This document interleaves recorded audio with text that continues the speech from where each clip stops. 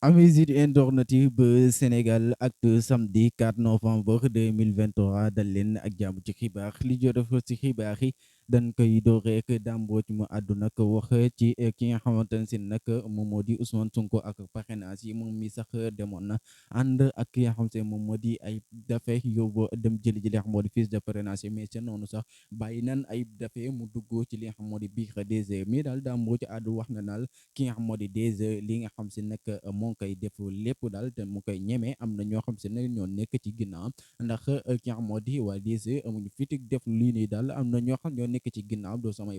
waxi Dame Mbodj la ba tax nag mu àdduwaat wax na Sénégal yi nag yéen a mën a jox fiche de parrainage yi ki nga xam moo di Ousmane Sonko ci loolu nag waa Sénat nag waxoon na nañ jox Ousmane Sonko ay fiche de parrainage am Dame Mbodj nag waxoon na li ni mel waxoon na ne nga état bu Sénégal nguurum Macky Sall sañ nañ lu ne kon nag sénégalais yi na ngeen préparé lépp te loolu nag instant bi état bi def na ko mooy ñu nekkoon fële nga xam moo di ca Sénat directeur ba yëpp daal dàq na leen yóbbu leen fële wax na daal seen mandat moo jeex Dame Mbodj